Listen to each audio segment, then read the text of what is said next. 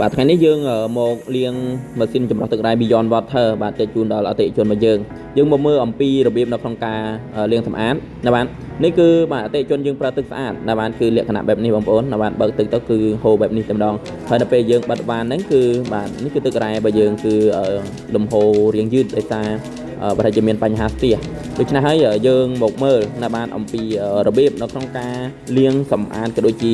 របៀបនៅក្នុងការមើលថែទាំម៉ាស៊ីនចម្រោះទឹករ៉ែ Beyond Water យើងណាបាទអូខេអញ្ចឹងយើងមកមើលបាទនេះគឺបាទម៉ាស៊ីនចម្រោះទឹករ៉ែ Beyond Water របស់យើងដែលមានរហូតដល់7បំពង់ណាបាទ7ដំណាក់កាលបំពង់ទី1នេះគឺសេរ៉ាមិកណាបាទអាយុកាល2ឆ្នាំនៅក្នុងការប្រើប្រាស់ណាបាទបើគិតជាទឹកប្រហែលជាខ្ទង់25,000 លីត្រណាបាទហើយគូទី2នេះគឺបាទជាប្រភេទ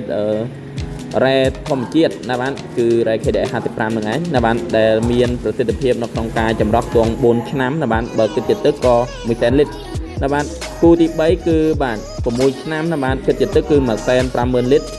គូទី4គូចុងក្រោយហ្នឹងគឺបាទ200,000 លីត្រណាបាទអាយុកាលគឺ8ឆ្នាំអូខេអញ្ចឹងយើងមកលាងសម្អាតគឺយើងលាងតែបំពង់ទី1ទេគឺសេរ៉ាមិកណាបាទផុតពីនឹងគូទី2គូទី3គូទី4ហ្នឹងគឺដូរបើសិនជាដល់អាយុកាលនៅក្នុងការផ្លាស់ប្ដូរគឺយើងអាចដូរបានណាបងប្អូនអូខេអញ្ចឹងយើងម៉ូលណាបាទបំពង់សេរ៉ាមិកណាបាទនេះគឺសម្រាប់យើងម៉ូលចេញបែបនេះបងប្អូនណាបាទអញ្ចឹងយើងមើលវីដេអូអូខេយើងម៉ូលចេញមកហើយណាបាទនេះគឺបាទកំណក់ដែលធ្វើឲ្យកកស្ទះណាបាទម៉ាស៊ីនចម្រោះរបស់យើងណាបាទនេះទឹកស្អាតណាបងប្អូនគឺទឹកស្អាតដែលបងប្អូនប្រើរាល់ថ្ងៃហ្នឹងឯងណាបាទអ្នកខ្លះគាត់ច្រឡំយកទៅផឹកក៏ដូចជាយកទៅដាំហូបណាបាទគឺគ្រោះថ្នាក់មែនទែនដល់សុខភាពណាបាទនេះគឺជាប្រភេទច្រេះក៏ដូចជាធូលីដីក្អែលផ្លែក៏ដូចជាកបោណាបាទដែលនៅក្នុងទឹកណាបាទអូខេអញ្ចឹងយើងមកមើលអំពីការលាងសម្អាតណាបាទការលាងសម្អាតបើសិនជាកាន់ក្អែលកាន់ផ្លែខ្លាំងយើងអាចប្រើជាអំបិលម៉ត់ណាបងប្អូនប៉ុន្តែបើសិនជាអត់សូវកាន់ទេយើងអាចដុសធម្មតាបានណាបាទបែបនេះនៅពេលយើងលាងសម្អាតហើយគឺសស្គូតែម្ដងណាបាទគឺលក្ខណៈសបែបនេះបងប្អូនបាទអញ្ចឹងនេះគឺយើងលាងស្អាតណាបាទយើងមកប្រៀបធៀបមើលណាបាទរវាងអត់លាងហើយនឹងលាងគឺខុសគ្នាឆ្ងាយដាច់ស្រឡះមែនទេបាទអញ្ចឹងបន្ទាប់ពីយើងលាងណាបាទបំពង់សេរ៉ាមិករួចហើយណាបាទដែលបំពង់មួយនេះមានប្រសិទ្ធភាពខ្ពស់មែនទែននៅក្នុងការចាប់បាក់តេរីក៏ដូចជាបំបែកម៉ូលេគុលទឹកណាបាទដោយសារបំពង់នេះគឺជាប្រភេទសេរ៉ាមិកដែលមានរហូតដល់បាទ80លានលូល្អិតមែនទែនតែម្ដងបើគិតជាសរសៃសក់គឺ550ចម្រៀកឯណោះណាបាទគឺល្អិតមែនទែនតែម្ដង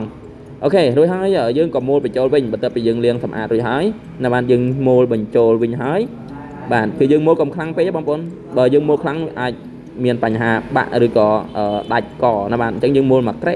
បាទហើយបងប្អូនរួចហើយយើងដាក់បញ្ចូលទៅវិញនៅពេលដែលបងប្អូនដាក់បញ្ចូលគឺបើកទឹកសិនណាបាទកុំអោយស្ទះខ្យល់ណាបងប្អូនអូខេយើងបើកបែបនេះហើយយើងដាក់ចូលទៅកុំអោយស្ទះខ្យល់ហើយយើងក៏ម៉ូលណាបាទម៉ូលបញ្ចូល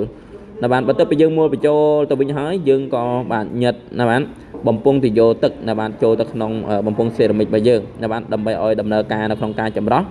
ដំណើរការបានត្រឡប់មកវិញណាបាទគឺបែបនេះបងប្អូនមើលណាបាទយើងគ្រាន់តែញឹកចូលបែបនេះភ្លឹកបាទអូខេណាបាទហើយយើងក៏ដាក់បាទកន្លឹះណាបាទសម្រាប់ភ្ជាប់បាទហើយក៏ជូតសម្អាតឲ្យស្អាតណាបាទអូខេអញ្ចឹងយើងមកមើលអំពីការចម្រោះណាបាទគឺល្បឿននៅក្នុងការចម្រោះគឺលឿនជាងមុនណាបងប្អូនបន្ទាប់ពីការលាងសម្អាតហើយអញ្ចឹងបើសិនជាបងប្អូនណាបាទប្រើម៉ាស៊ីនចម្រោះទឹករ៉ែ Beyond Water ណាបាទអត់ទាន់ចេះលាងអត់ទាន់ចេះនៅក្នុងការមើលថែទាំបងប្អូនអាចមើលអំពីវីដេអូនេះបានហើយសម្រាប់ម៉ាស៊ីនចម្រោះទឹករ៉ែគឺជាម៉ាស៊ីនចម្រោះដែលទទួលស្គាល់រហូតដល់18ស្ថាប័នជាម៉ាស៊ីនចម្រោះដែលមានប្រសិទ្ធភាពខ្ពស់នៅក្នុងការចម្រោះទឹកណាបាទពីក្រោមឡើងលើធ្វើឲ្យទឹកស្អាតបែបធម្មជាតិណាបាទជួយដល់សុខភាព 100% តែម្ដងម៉ាស៊ីនចម្រោះទឹករ៉ែ Beyond Water ណាបាទគឺបញ្ជាក់ជូនដល់បងប្អូនថាជាប្រភេទម៉ាស៊ីនចម្រោះទឹករ៉ែដែលមានរហូតដល់7ដំណាក់កាលនៅក្នុងការចម្រោះក៏ដូចជាមាននៅថាមពលរ៉ែមេដែកណាបាទនៅក្នុងការជួយឲ្យប្រសិទ្ធភាពខ្ពស់ដល់ទឹកកាន់តែមាននៅគុណសម្បត្តិណាបាទនៅក្នុងការជួយសុខភាពហើយទទួលបានពានរង្វាន់ណាបាទរហូតដល់18ស្ថាប័ននៅក្នុងឆ្នាំ2008ចាប់អារម្មណ៍អាចកម្មង់បាន